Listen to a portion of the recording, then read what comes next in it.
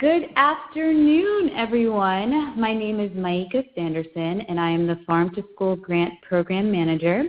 And I'm also joined today by one of our lovely grant officers, Carla Garcia. Carla, do you want to just say a super quick hello? Yes, thank you, Maika, for introducing us. I'm Carla Garcia. I work for the Grants and Physical Policy Division. Most of you have heard from me at this point via email, so welcome. Thanks, Maika. Thanks, Carla. So we are super pumped, super excited to welcome our new cohort of grantees, the FY 2018 cohort. So if you all have not done your happy dance after reading your award email, you should do so right now.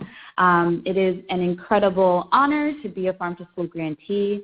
As you all know, our grant program is incredibly competitive. So you all should be high-fiving and celebrating the huge accomplishment that you all have made by becoming one of this year's recipients. So today, we are going to provide you with a lot of critical and useful information for getting started with your Farm to School grant and doing so in a successful manner. There are a number of systems that you all will have to get registered for in order to be able to properly manage, coordinate, and administer your grant throughout the next year to 2 years. And so we want to make sure that you have all of the information that you need in order to navigate that process. A few quick housekeeping things before we dive into the excitement that is this webinar. So as you all have noticed when you dialed into the line and probably heard some of the chatter between Carla and I in the beginning, we are not muted, but you all are. So you will not be able to kind of verbally get across your questions to us. So please use that chat box at the bottom left-hand corner of your screen to send us any questions that may arise as you listen to the webinar today. Audio is through your computer speakers, or you might have dialed in using that 303 number. If you're having trouble with the audio and you're listening through your speakers, please go ahead and just call in using that 303 number so that you can better hear the presentation. Folks might be wondering, like, who's my contact? How can I reach folks? All of that information is included in your award letter and also will be included in this presentation for ease. So fret not. We really tried hard to kind of put all of the information that you would need in one place. So a quick overview for today's webinar. We will be going through who are your key contacts for your Farm to School grant, what are the roles and responsibilities of those key contacts. I'll talk a little bit about the training and technical assistance that you can expect throughout your grant term, as well as highlighting some nifty resources that will be helpful as you start to get your project off the ground. Then we're going to talk about those systems that I kind of mentioned at the top of the webinar. You'll need 2 systems. You'll have to register for them in order to administer your grant.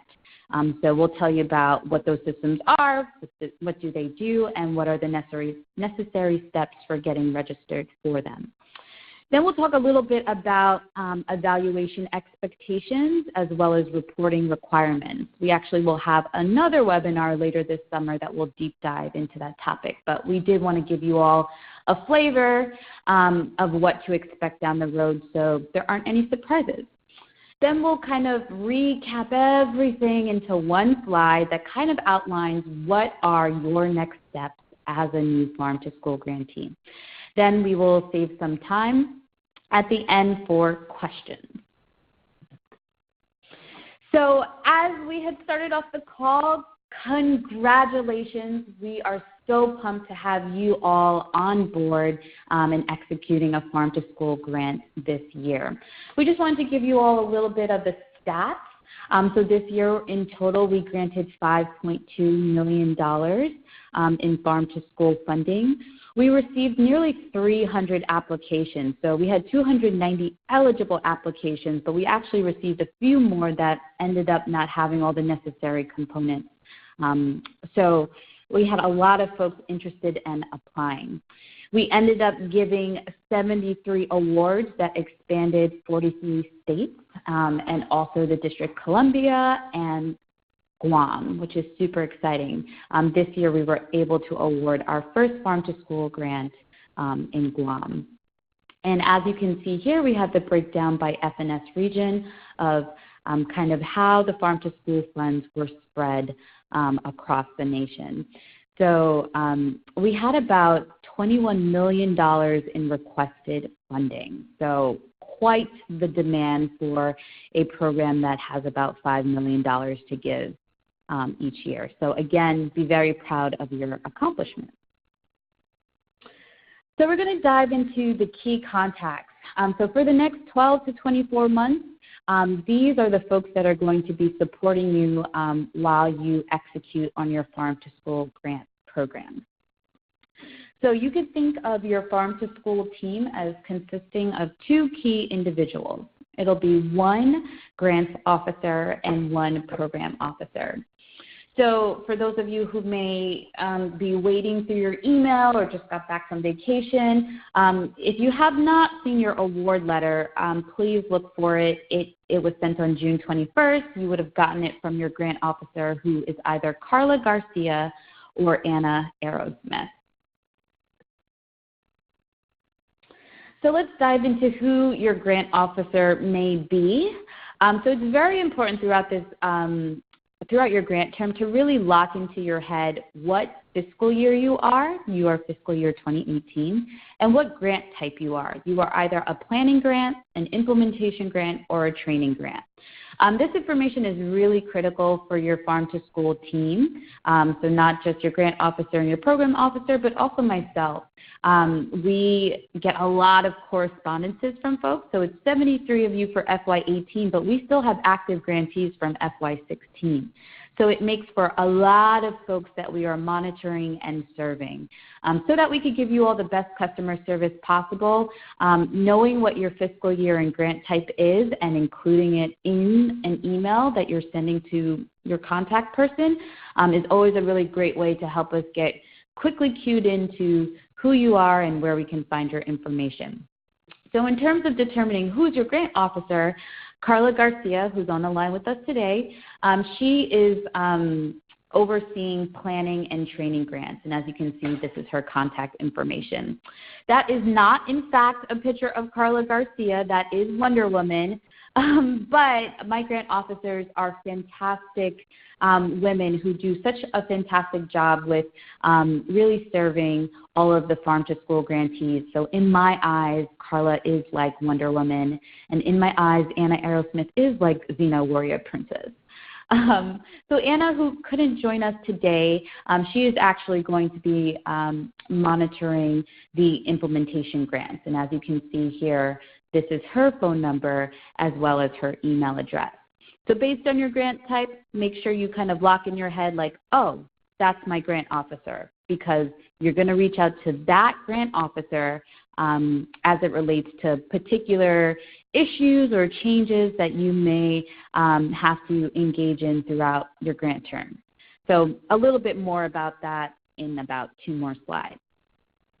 I'd like to introduce you to your program officers, which we affectionately call regional leads. So the farm-to-school team is comprised of national office staff members as well as regionally based staff members. And so the regional leads are actually based out in our regional offices across the nation, and there are 7 different offices. So based on where your organization is, or just for 1 or 2 folks, it's kind of who you're serving, your regional lead is going to be your main point of contact for a specific aspect of the grant, which I'll get into a little bit later. But on this slide, you will see that our regional lead team consists of Andrea, who's serving the Mountain Plains region, Jenna, who's serving Midwest, Daniel Fleury, who is the regional lead for the Northeast office, Tegan, who is our Mid-Atlantic regional lead, Sam, who's our Southeast Regional Lead, Rachel Spencer, who's serving the Southwest, and Juliana, who is out West. So again, here's another moment. Write down, check out your award letter. Their information is there too, but determine who your regional lead is, because it's going to be really critical for you to know who your farm to school team is, so you know who to contact throughout the grant term as you have questions or as you require technical assistance with your project. So as I mentioned, there's also national staff that comprises the larger farm to school team. So our director is Erin Healy. Another national office staff member is Erin Heisem, who focuses on training and technical assistance as it relates to getting farm to school embedded in the National School Lunch Program and the Summer Food Service Program. And then there's myself, who is the Grant Program Manager. And we are all based in Alexandria, Virginia. So roles and responsibilities. So I said that your farm to school team consists of two different persons, your grant officer and your program officer. So you might be wondering who's in charge of what in terms of those two individuals. So let's dive into a little bit of kind of what each of those two people do and who you should be reaching out for what. But before we even jump into that, what is your role and responsibility as a farm to school grantee? And so some of the things that you are responsible for are ensuring that you're meeting the terms and conditions of the grant award, which was included in that package that we sent to you all on June 21st. You're going to want to make sure that you enroll into the online systems. It's called ASAP and SIPR. More on that later in this presentation. But those systems essentially allow you to draw down your funds and submit your financial reporting. To really ensure that you're meeting the goals and objectives that you outlined in your project proposal in a timely fashion before the end of your grant. You really want to make sure that you're providing the proper monitoring and oversight of your project, ensuring that staff members are doing the responsibilities to which they have been assigned. You want to make sure that you are submitting your financial and progress reports in a timely fashion. We will give you more information on what that timeline is and exactly what kinds of reports you'll be submitting. We'll talk a little bit about that later.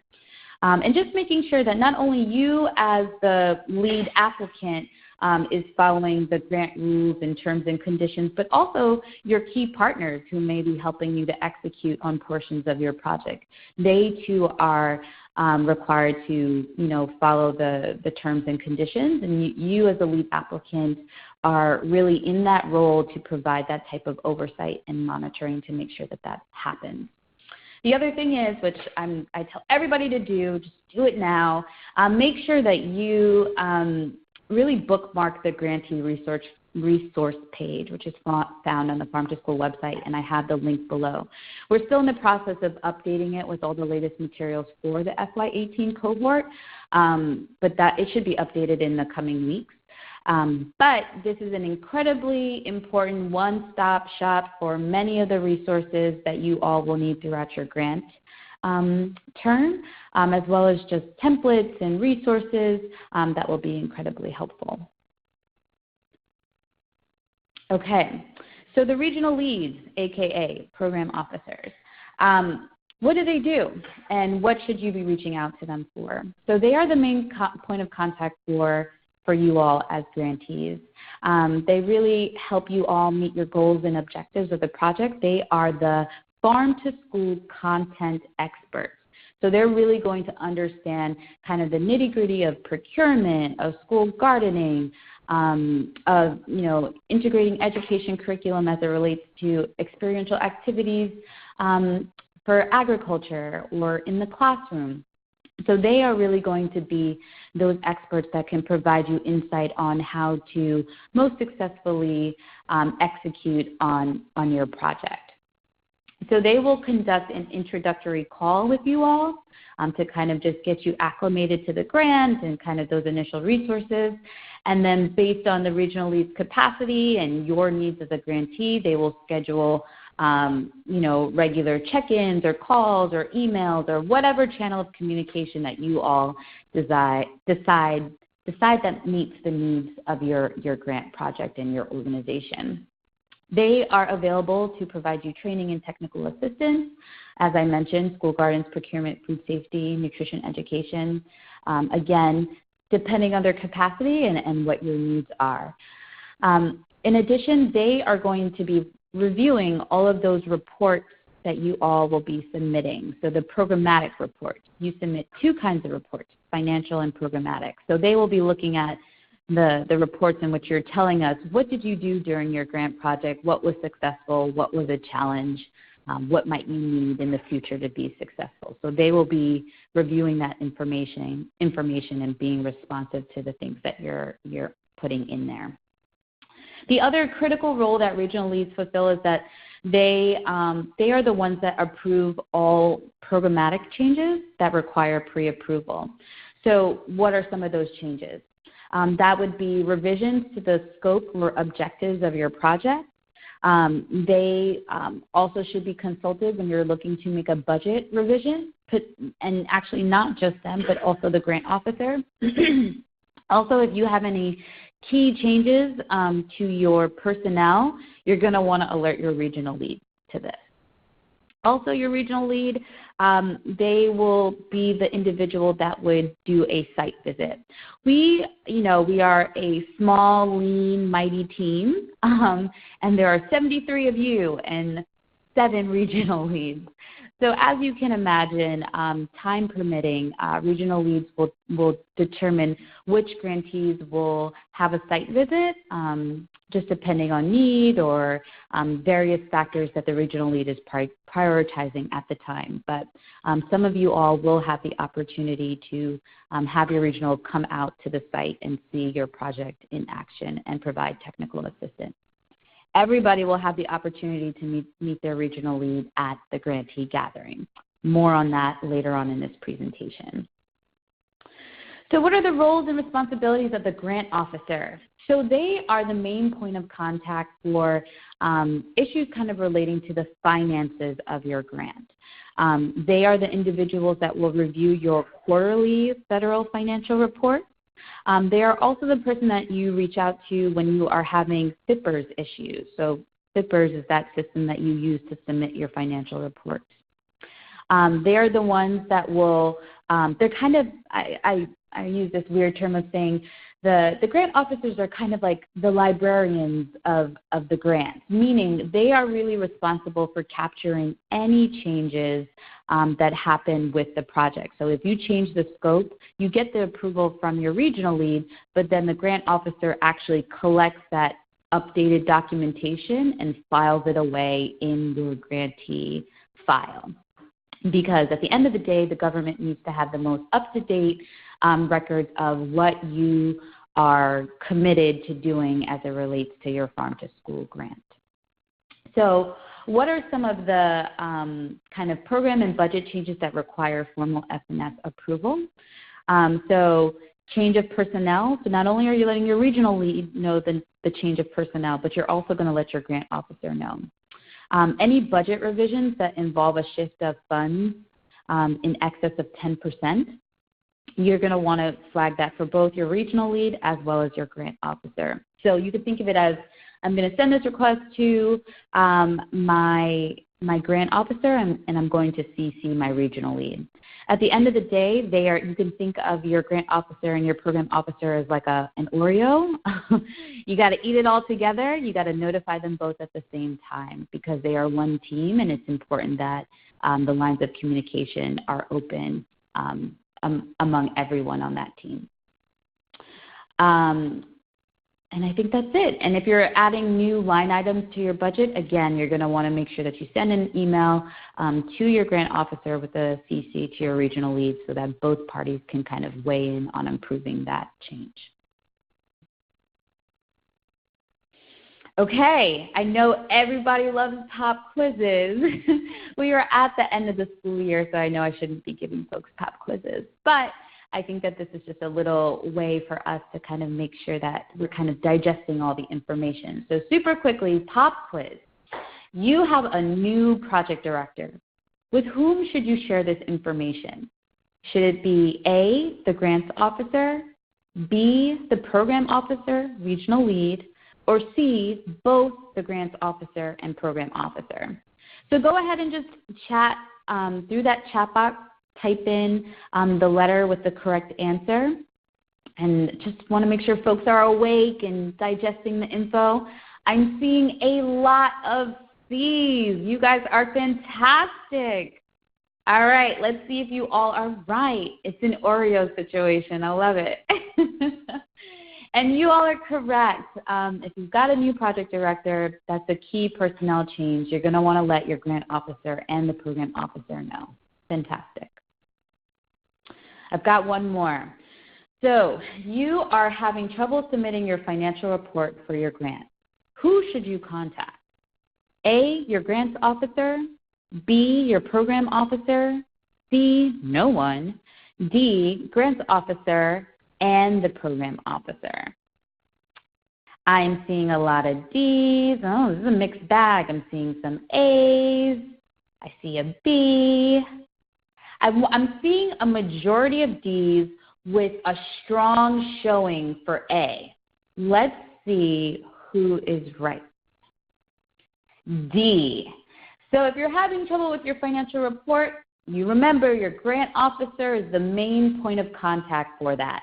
However, you want to just keep everybody in the loop, so you're going to go ahead and CC your program officer, which is your regional lead. Good job, you all. You all are doing a fantastic job. All right, 3. This is the last one, at least for this section. Jackpot. You received a 20% discount on your Harvest of the Month flyer order. The savings is more than 10% of your total grant budget. You would like to move the extra funds to another budget line item. Who should you contact? A, your mom to celebrate. B, grants officer. C, program officer, regional lead. D, both the grants officer and program officer. I'm seeing a lot of D's. I like someone snuck in, and my mom. A lot of D's. A couple of people are putting A's. I guess people love their moms. I would celebrate with my mom too. All right, I'm seeing a lot of D's, and let's see. You all are absolutely correct. You want to make a change to the budget. The grant officer is that financial point of contact, but the program officer should also be included because they may have some expertise about how you may better use those funding to support another part of your project. So great job, you all. You all are doing a fantastic job. So at the end of the day, if you're ever confused about who to call, who to reach out to, just go ahead and reach out to both your program officer and your grant officer. One of them will get back to you and make sure that you're receiving the support that you need. So let's go through really quickly a little bit about the training and technical assistance that will be available to you all as Farm to School grantees throughout the term. There are webinars that will be available. You are on one right now. There will be another one during the summer to kind of dive into evaluation and reporting. And throughout the grant term, there may be 1 or 2 ad hoc webinars that are either offered out of national office or that will be offered directly by your regional lead. There are also a number of USDA resources that will be available on the Farm to School website, like the planning toolkit, which I'll get a little bit into a little bit later. The Grantee Gathering is going to be a fantastic place for you all to do a lot of networking and kind of gather some information from workshops, targeted technical assistance that will be available through your regional leads, and then, of course, site visits, just depending on the availability of your regional lead. So the planning toolkit was developed by the Farm to School team. I have the link there at the bottom of the slide, but essentially the planning toolkit includes 11 different modules that goes through key considerations for when someone is looking to launch a completely new farm-to-school program. But it's also really a great resource for folks who already have a farm-to-school program but are looking to expand. It really gives you a great foundation about thinking about all the different aspects of farm-to-school and how to kind of embed best practices as you're looking to expand, scale, or launch. So it provides you a host of helpful resources. So not only does it kind of give you content, but we also link out to other helpful resources under each module, such as for menu planning. We'll provide you with some resources to kind of use the different things to figure out how to plan your menu to feature various local foods that you may be trying to procure during your grant term. In addition, right now the Farm to School Planning Toolkit is really designed to talk to schools and school districts. However, it really is helpful and useful for all stakeholders who are supporting school districts in this farm-to-school work. So it has a strong framing for schools and school districts, but nonprofits, state agencies, local agencies, you all can also gather some really useful tips and tricks from that particular resource. Here, I wanted to do a quick shout out to our planning grantees. I wanted to flag for you all that you all are very unique in that you have an additional requirement, which is called the action plan. So by the end of your grant term, you all are to have developed an action plan that really outlines, based on the work that you did throughout your Farm to School planning grant, exactly how you are going to implement that Farm to School project after the grant term. So it kind of takes all that information that you gathered and analyzed, the relationships you built, the challenges that you analyzed and developed solutions to overcome, and really puts it together in a comprehensive strategic plan that you can use as a guide to actually implement the project after the grant term. There are some sample action plans that are posted on the grantee resource page. In addition, throughout your grant term, feel free to reach out to your regional lead to get insight and guidance on how to craft that document. We highly recommend that you write this document throughout the grant term instead of kind of waiting till the very end to cobble it together. So in terms of targeted technical assistance, that's going to be provided by your regional lead. So what you can expect after this webinar is in the months of July and August, your regional lead is going to reach out to you to set up either a one-on-one call or a group call to kind of have your initial onboarding call. This will be an opportunity for you to get to know your regional lead a bit more, for them to get to know you a bit more, and then also just for them to kind of acclimate you to the different resources that are available, particularly for your state or for your region or in relation to your project and the kind of work that you're doing. In addition, there are a lot of things that you have to do as a new grantee in terms of registering for systems and such. So this is going to be a good time for the regional lead to kind of bring to the forefront of, hey, these are the things that you should be working on. Are you experiencing challenges? Do you have questions? So be on the lookout for an email from your regional lead who's going to coordinate a time to talk with you all either in July or August. In the meantime, we will not leave you hanging. Please feel free to reach out to your regional lead via phone or email should you have questions. The grantee gathering, which is one of the most exciting parts, I would say, of being a farm-to-school grantee. We here in National Office and in the regions love to host this gathering. It's a time where farm-to-school grantees are able to come in person and meet not only one another, but meet their regional leads in order to build relationships, gain deeper understanding of farm-to-school best practices, to be inspired, to get excited, to ask questions. So this year, the Farm to School Grantee Gathering is going to be in Detroit, Michigan. The dates are September 13th and 14th. So go ahead, write those dates down. What you all should be doing is booking your travel.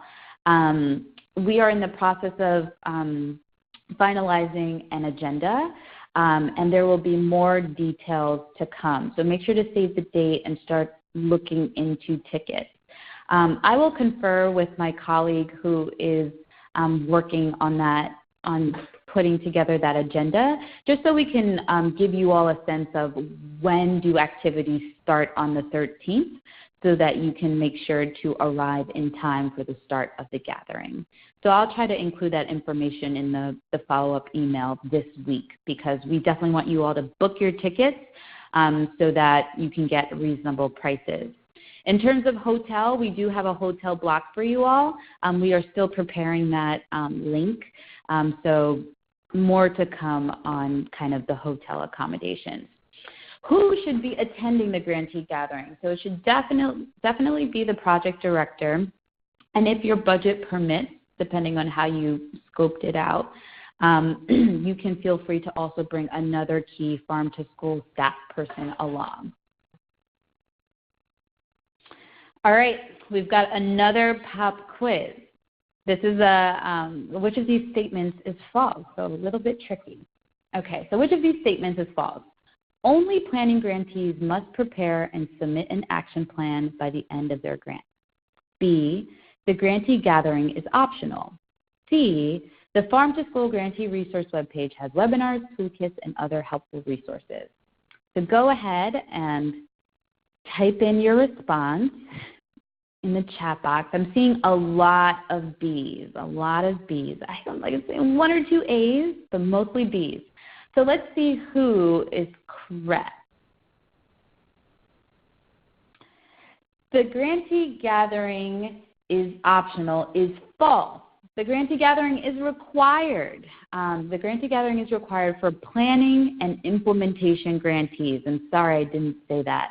So training grantees, it's on the slide, but training grantees are not required to come to the grantee gathering. So planning and implementation grantees, you are on the hook. We expect to see you at the grantee gathering, so make sure to save the date and book the travel as soon as possible. Okay, so accessing grant financial systems. So as I had alluded to at the beginning of this webinar, there are a series of systems that you all will have to register for in order to successfully complete the requirements of your grant. And it's incredibly important that you all begin the registration process now, because as with many government systems, it's a multi-step process that involves multiple people at the government. Therefore, it can be a difficult process to navigate. But with diligence and getting started on it as soon as possible and flagging for us when you are having challenges, you will get through the process and get registered. So let's get started on this. So the online systems that are required for registration include ASAP. As you know, the government is always filled with really fun abbreviations. I like to call it alphabet soup. I myself am still getting used to all of them. But ASAP stands for the Automated Standard Application for Payments. Very exciting name. As I had mentioned earlier, ASAP is used to draw down your grant funds. So kind of think of it as your piggy bank, your ATM, your bank account for your grant funds. This does require a multi-step registration, and you cannot get access to your funds until you complete registration. So at this time, I'm going to kick it over to Carla. Carla, do you want to hop in on this slide? Mike, are you on 30? Sorry, just trying to validate. Yes, I am. Did you want to hop in on this slide? Yeah, sure, just a second. So, yeah, looks like we're on the right one. Sorry, just trying to navigate through the system now. So yeah, I think Maika covered some information on the different systems that we're using. For starters, you all will be using multiple systems to access, one, your money, and then two, the quarterly financial reports, which are done in our system, which is the food program reporting system. FNS has two online systems that you as a grantee need to request and set up access to. One of them is ASAP, and the other is FIPPers. ASAP is the automated standard application for payments. So once again, this is where you go in and you draw down your federal funds.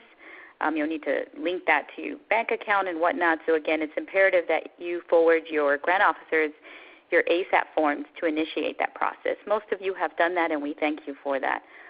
You'll also need to have sent your official 529 form to your grant officer at this point, along with your ASAP registration form, so we can start that process once again.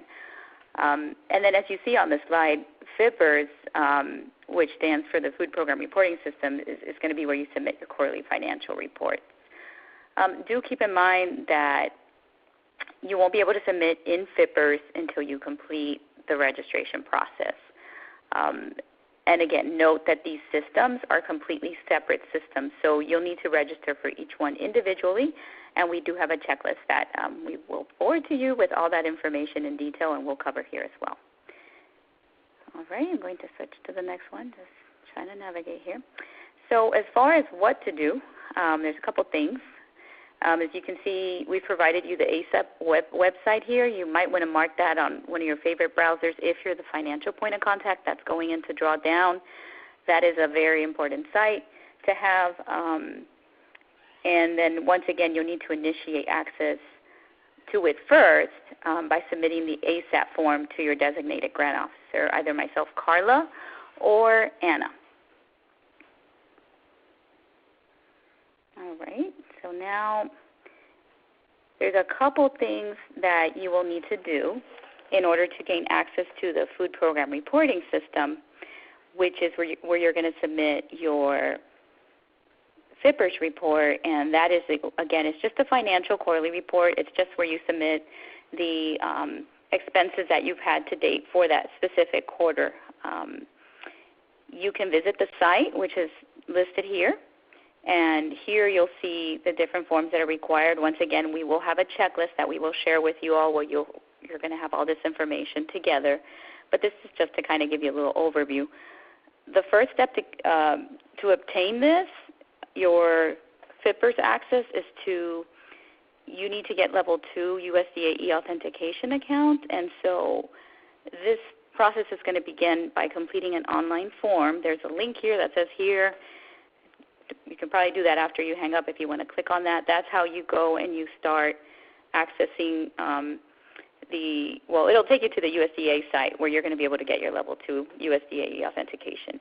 Once you've completed the online registration, you'll need to visit a local registration authority to have a USDA staff person verify your identity and activate your level 2 access. On the site, you're going to find several LRAs in each state. When you click on your state, you're going to see an LRA map, and you can find the one closest to you. Once again, if you look on I think it's the third bullet here, you can click on that.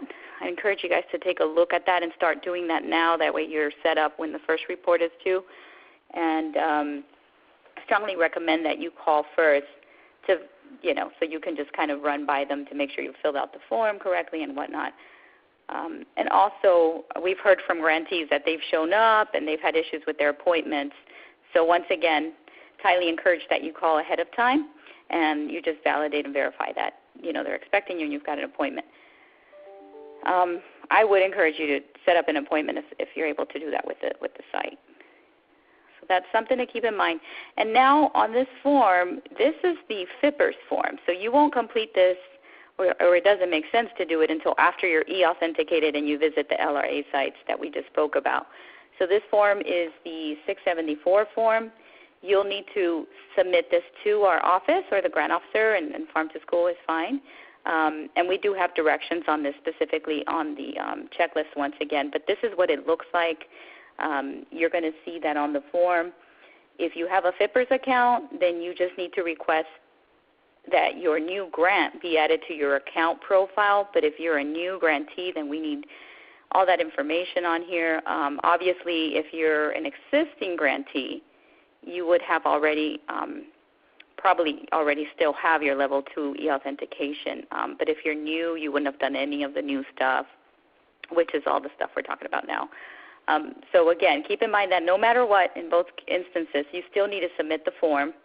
And then in box 16, the only difference is you'll select Modify. And then in box 20, you'll ask to have your current grant added if you have an existing account. If you don't, it's just a new account. So that's the only difference, and we tried to kind of spell that out here. But if you have any questions, keep in mind that your grant officers are here as far as the form is concerned, and we can assist you if you have a question about, well, I'm new, what do I do? But yeah, in essence, what you're doing is still completing this form regardless of just letting us know if it's new or an existing account. Thank you.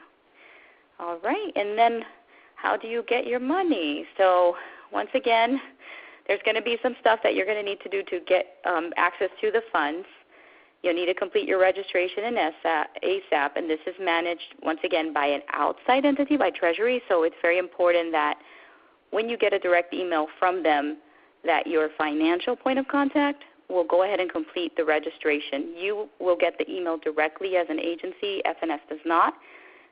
Makes sense because you're talking about account information, so that's going to go directly to the point of contact on the ASAP form that you submitted to myself and Anna. Keep in mind that they will get that email directly, and we do not get copied on that email for security reasons, because once again we're talking about accounting and banking information. So very important for them to be paying attention to their email box, and if they get something from ASAP and Treasury, that they follow all the steps on that email which are outlined.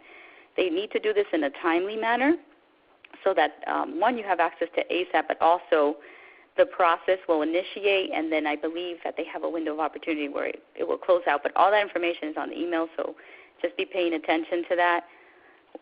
Again, you will only get that once we've initiated that, but to initiate that, you do need to turn in at the very beginning the ASAP form.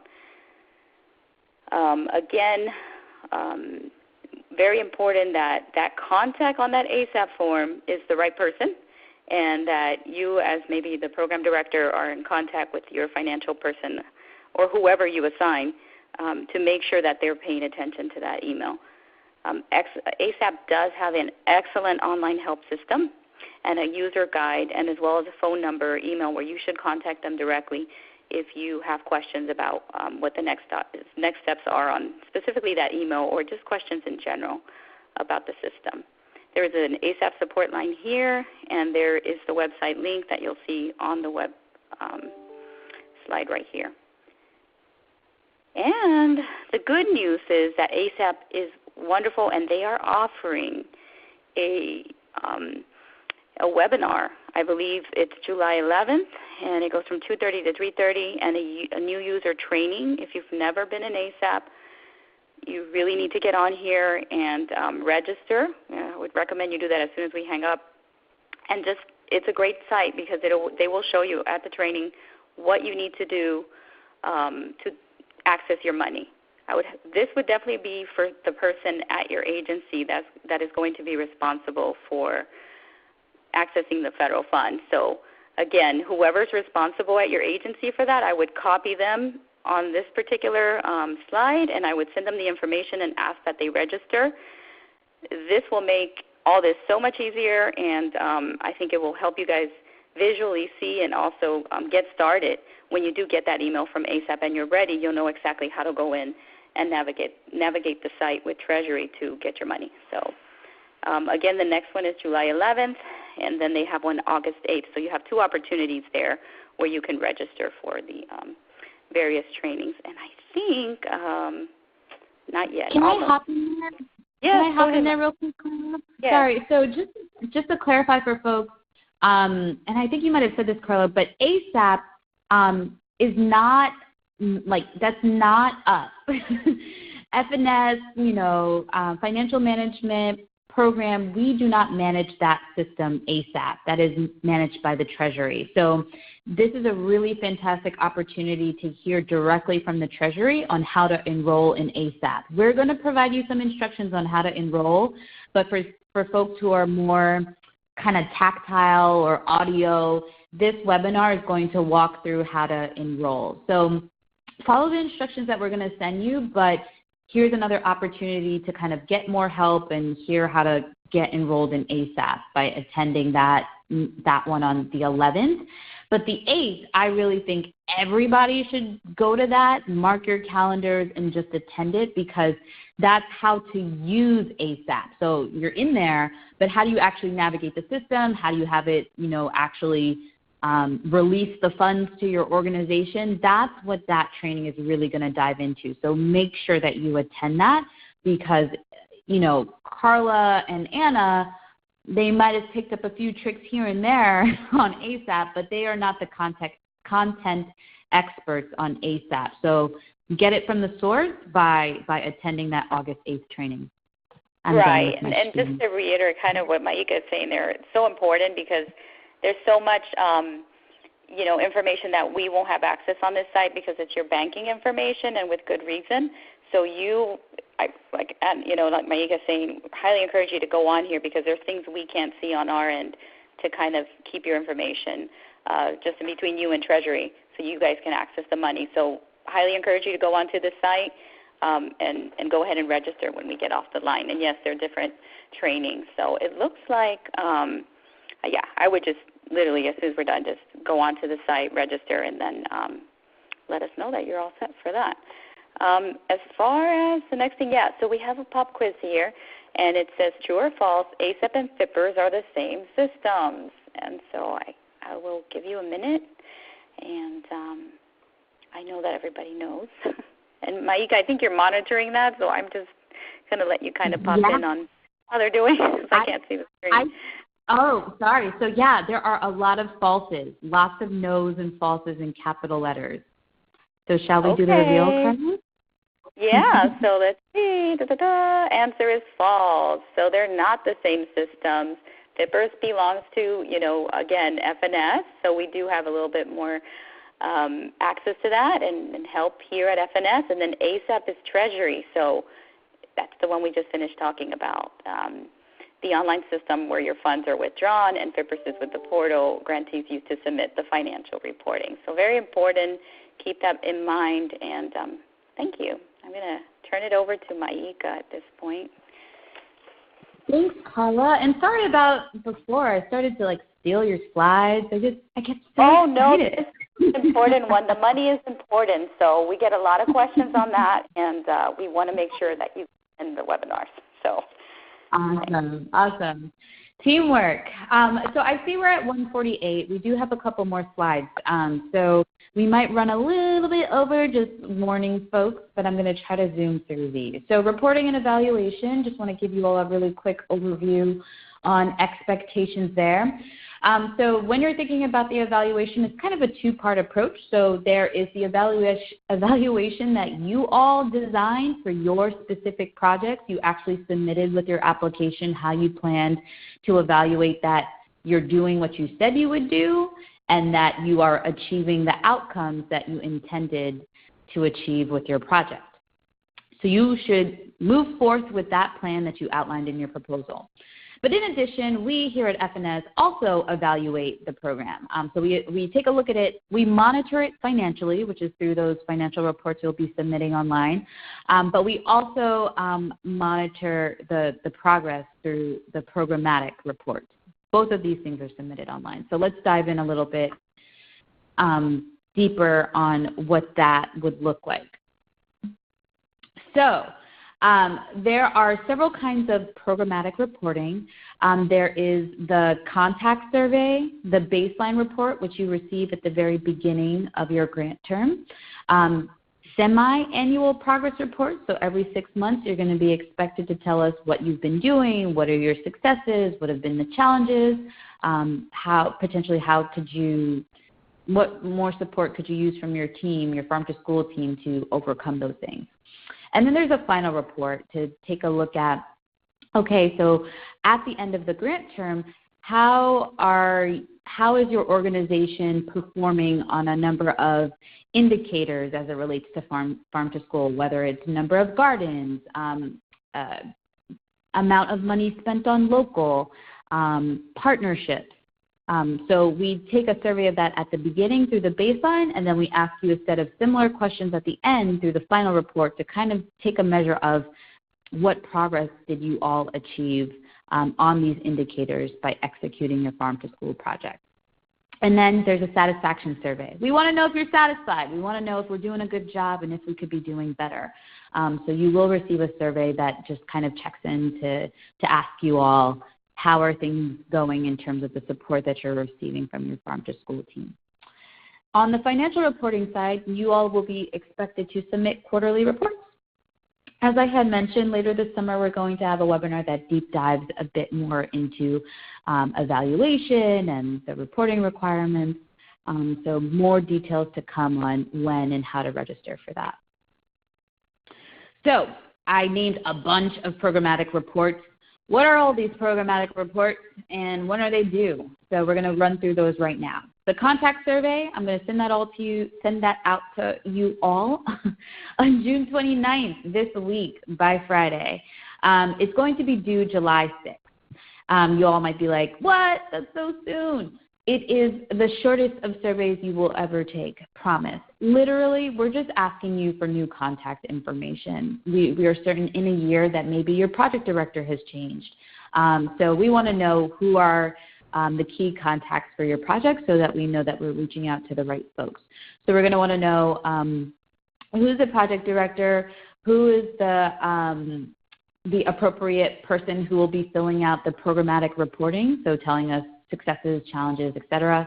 Who's going to be the appropriate person to report out on the financial, so what expenses have been charged to the farm to school account, if you will, during a particular reporting period. And then we would love to have a backup contact just in case we can't reach folks. So you will get that survey via email. I will provide you all with the link. The baseline report, I talked a little bit about this before. So the baseline report is only for planning and implementation grantees. I will make sure to have that sent out by mid-August.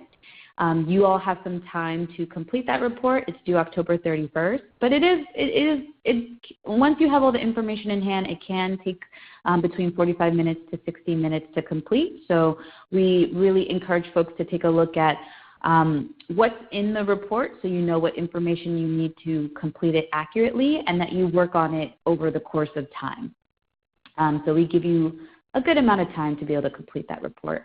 It just has some basic info about, money spent on local procurement, what kinds of local food promotions are you all doing, who are your key stakeholders and partners, how much are you engaging them, number of school gardens, et cetera. And then, as I'm flagging again, we will have a reporting and evaluation webinar that gets a little bit deeper into the baseline and final and programmatic reports just in case folks have questions about it. Progress reports. So the progress reports are going to be due on a semi-annual basis. So in terms of when is your first report going to be due, since it's on a 6-month reporting period, you will get the invitation to complete your first progress report on April 1st, 2019. I know that sounds super far away. But since the reporting periods are so long, we are really encouraging folks to take notes on a quarterly basis for themselves, just to remember what you've accomplished, what's been a challenge, so that you can really give us good notes on your semi-annual report in April. So that first report, it's a little bit unique because your grant term is starting June 25th, so you're going to want to capture what you've been doing July and August. But typically the 6-month reporting period is September through March. So the first report will be sent out to you all April 1st, and then it's going to be due April 30th.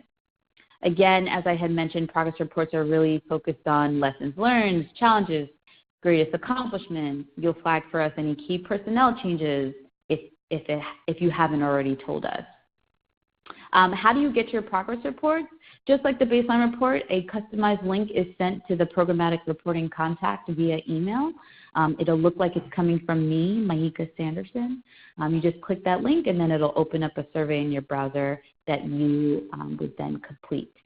That survey does save your progress once you've hit the advanced page button at the bottom. So if you only complete half a page and you click out of the browser, that information is going to be lost. It's only saved after you've advanced to the next page. You might be wondering, what do these reports look like? I want to actually see the questions. On the grantee resource page, there are going to be a host of sample reports available there. All right, I see it's 1:55. Try to light a fire under myself. Financial reports. Your first report is going to be sent October 1st, 2018. You're going to be reporting on expenses that were incurred from July to September 2018. Your report will be due on October 31st. So see a theme here. Basically, you are given 30 days to complete your progress reports and your financial reports. You'll be completing what's called the SF425, and that is going to be completed within the FIPPers system. So you will log into FIPPers and then complete that SF425. Unlike the progress reports in which you receive an email with a link to access your survey, FIPPers is not like this. FIPPers does not send reminders, so you need to be a diligent grantee and log into FIPPers at the right time in order to submit your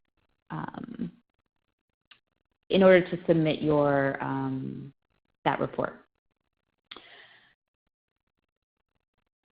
Okay, so report due date. And I'm going to kick this off to Carla. Yet again, I'm trying to steal Carla's slides. Sorry, Carla.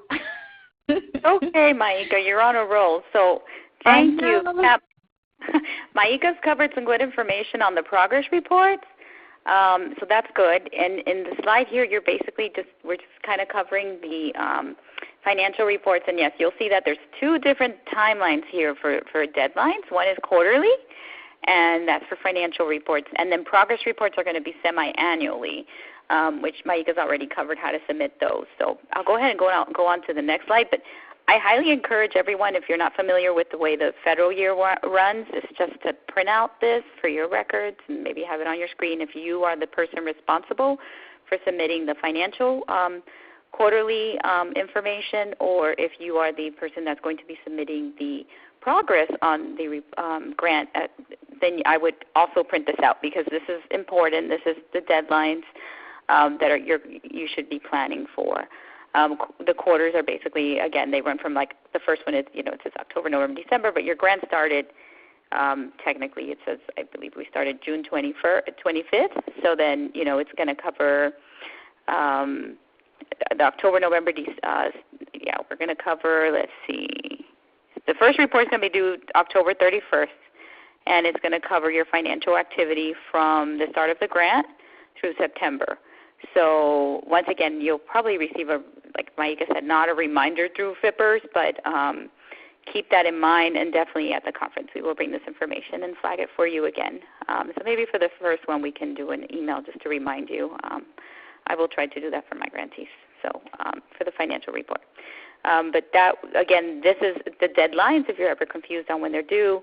This is when they're due, and when you log into the FIPPers system, you will also see that if you have not submitted certain quarters and you've not gained access, that it will flag you and it will show late reports in the system. So because it's an online system, it will show you online, but you will not get an email. You'll just have to log on once you have access to FIPPers, and you should see that in your profile. So if there are late reports, that's when you would get an email from us, and if you have questions about which ones are due, but hopefully that won't happen. We should be able to set you guys up once you get e-authenticated and have your FIPPers access. But yeah, keep in mind, I think the most important thing to note for the 2018 grantees here is that you are on different cycles for financial and progress. So one is semi-annually, that's progress, and financial quarterly.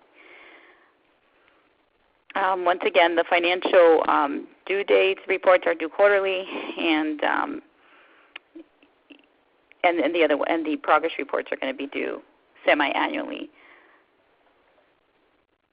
Maika's already covered how to submit the progress report. You get an email link. I don't know, Maika, if you want to jump in here real quick and kind of explain that process, and then for the financial, I'll let her kind of weigh in if she wants to talk about that email link. But the financial information is just you logging in to your FIPPERS account on a website, and you're just completing the form electronically in the system itself. Right, yeah. So this report is really getting at the distinction of your final report. So at the end of your grant term, you have 90 days to complete your final report. So just wanted to flag that for you. And just like with the progress reports, you'll receive an email with a customized link where you can submit that information. Carla, I'm going to defer to you. For the final financial report, I know you have to log into FIPPERS to complete it. Do they also have 90 days to complete the final financial report? This is correct. There is one difference in the financial report for the final in the system is that you will not be selecting quarterly. You will have to check a box that says final.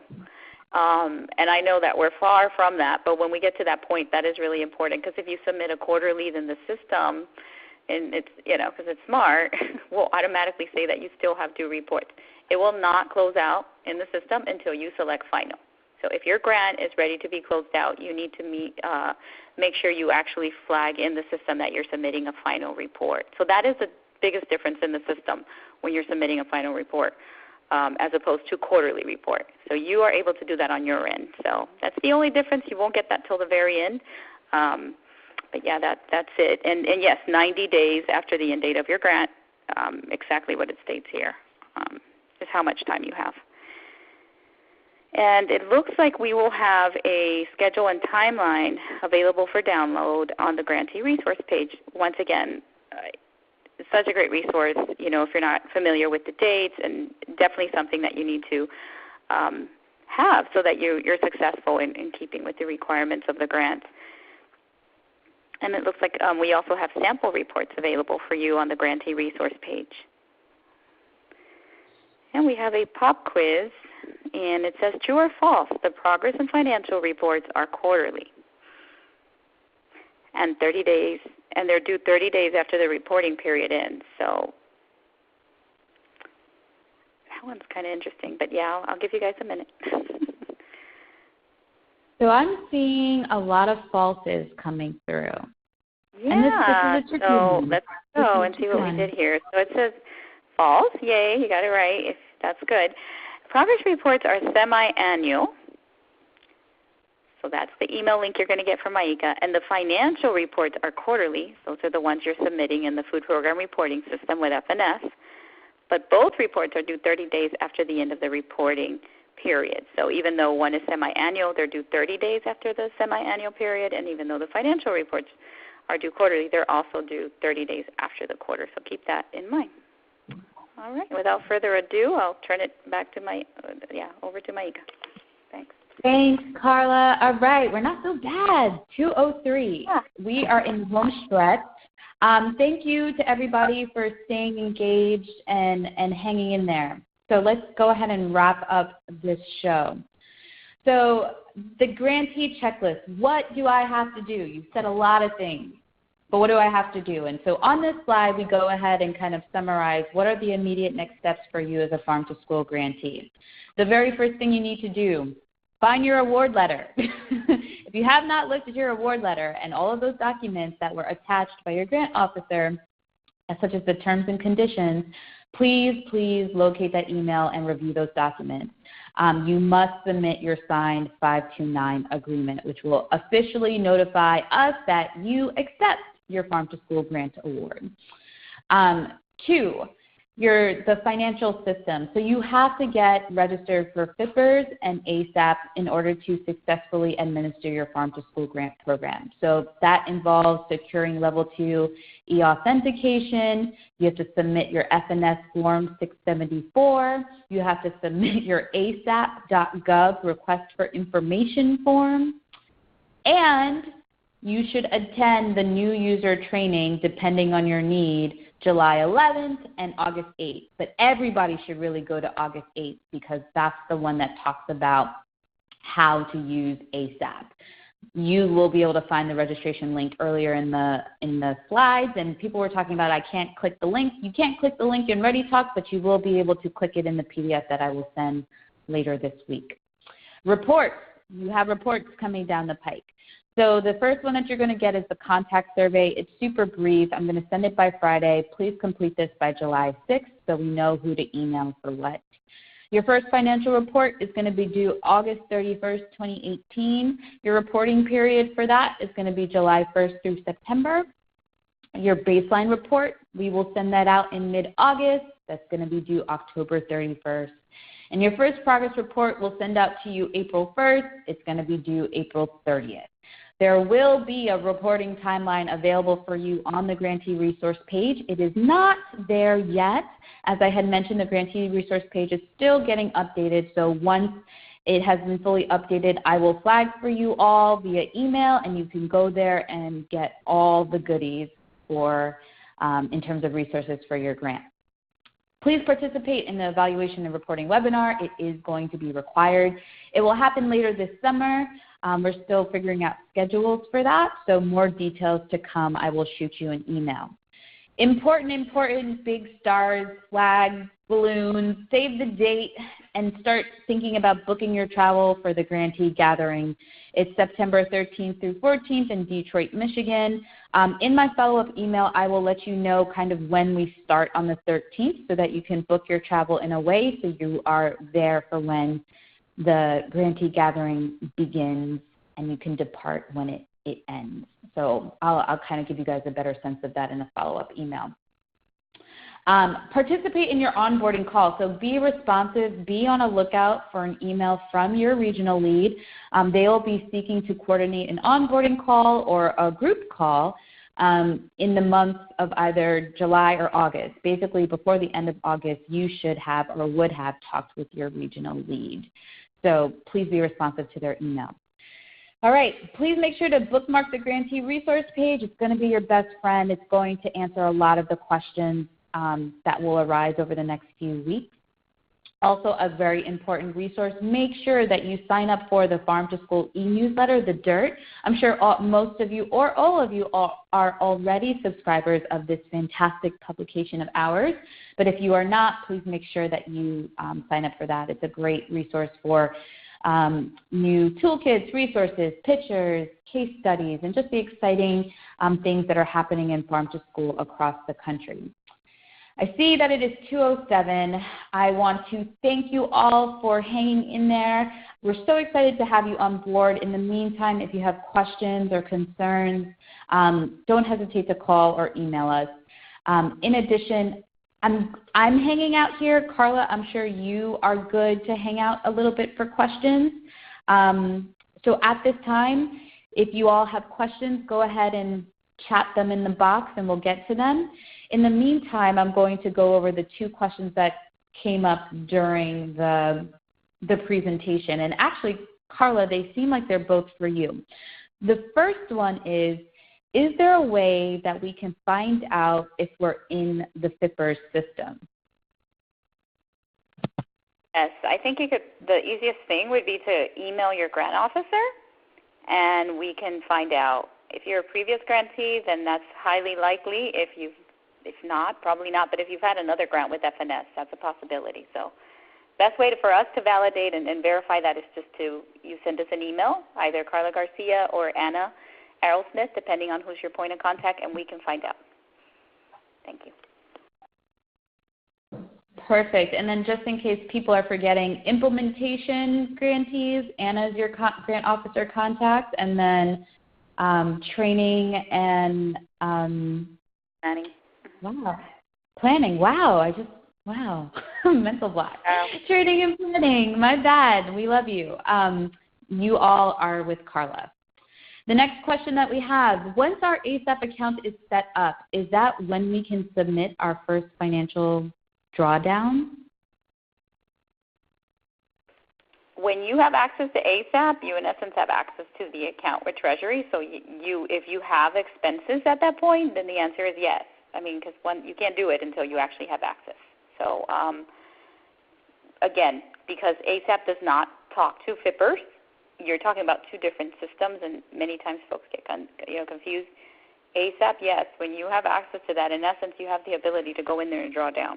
So something to keep in mind is that, you need to do it according to your agency's policies and procedures, and most agencies already have that in place. But as far as being able to, you will have access once you've completed the entire process. So again, highly encouraged to attend the online webinars on how to draw down, and then the one on how to just use the system, which is the ASAP system. They will go through a lot of that information, I'm sure. Thanks, Carla. I have a question from Ben. The question is, why can't training grant recipients attend the grantee gathering? That's a really great question, Ben. I think in the past it's just been the way that training grant proposals have been structured and the way that we've structured the grantee gathering. So it seemed that the training grantees would not have benefited as much from kind of the content and the target for the information that we were sharing. But we have been actually talking more about this amongst the team, and we're hoping to open it up to training grantees in the future. So not this time around, but it's definitely noted and on our radar. I have another question, and Carla, I think this one might be for you. Doreen's asking, just to clarify, if my school district is already registered in ASAP, I do not have to submit an ASAP form to you. Is that correct? The best thing you will do is send us an ASAP form, because if it's the exact same information, I send that to answer your question, yes, please send the ASAP form, and please note on the form that you have an existing account. And if you could provide the ID number, then our accountant will know that, and it kind of helps them already have the information in front of them. So to answer your question, please submit it, and please note it on your form that you have an existing account. Thank you. And still fill out the form so that we have the point of contact information if we have a question about your ASAP account. Thanks. Thanks, Carla. You're very popular, Carla. I think the next couple ones are more about ASAP, even though Carla isn't the content expert there. But thank you, Carla. I already have an ASAP account, and the information form was returned to FNS. Is there an additional step that I must perform to have the Farm to School account added to my ASAP account? There might be, and that's why it's important for you to send that to us, because this is new money. So it's kind of behind the scenes, somewhere along the lines that has to be linked. So just by you sending us the form, again, if you have an existing account, please note it on there so we know, and our accountant who does that will note that you have one, and they can maybe link it somehow. So very important, because we're getting that question a couple times now, that you flag that for me so that I can flag that for our accountant, that you have an existing account. And then, if there's additional things you need to do, that you'll get the email from ASAP. So would still encourage you guys to attend the training because they're going to be able to do that. And then they can probably answer some of those questions, too, about how you're going to log on, and maybe how to look at different accounts if you have multiple accounts under ASAP. So they'll show you how to navigate the site. But as far as the linking on our end, very important that you let us know so that we're aware of that when you send the form to us. So hopefully that answered your question. If you still have questions, let us know. Yeah. So to cover your bases, which honestly you don't want to get behind in the registration process, just go ahead and send in that form and note that you already have an ASAP account. And so Carla will continue to push it through to the folks at Treasury, and they should be able to get you all what you need. Thanks, Carla. I have a question from Paige. Will we receive a username and password from our grants officer for the asap.gov registration after we submit the form? You will not get it from me. It will come directly from Treasury. Once again, I'm pretty sure that's done for your security because you have banking information on the ASAP site. So that is going to go specifically from you identified a point of contact on the form, which usually is a financial person, but that's not always the case. And they get an email directly from Treasury, and that's how you set up the account. So just keep in mind, I will not be in the middle. The grant officer does not have access to that information. So it will be in between your financial person and Treasury. So you need to pay attention to that email. Yeah, very important because sometimes folks will get stuck there. And so whoever your point of contact is that you've identified there, you need to be, following up with them to make sure that, one, if they've received the email, and two, if they do, if they could take care of that right away and initiate and enroll. Yeah, set up their user ID and password. Thanks, Carla. I have a question from Janice. And actually, before I get to that question, I think somebody was asking for the link to the Grantee resource page. Don't worry, I will send it to you all in the follow-up email that I'll send later this week. But in case people really want to see it, it's number 7 on this slide. To answer Janice's question, she asked, assuming it's okay to announce that we got the grant to our community, USDA has announced it. Yes, Janice, you can scream from the hills that you are a farm-to-school grantee. It would be fantastic to really get the word out to your community so that they can be supporting you all as you execute on the project. I have a question. Where do we find the webinar for reference after today? Great question. So I am going to make this accessible to everyone by uploading it to YouTube and providing you all with a link in the follow-up email. So it's going to take me a little bit of time, but I'm going to try to do that by end of day Friday.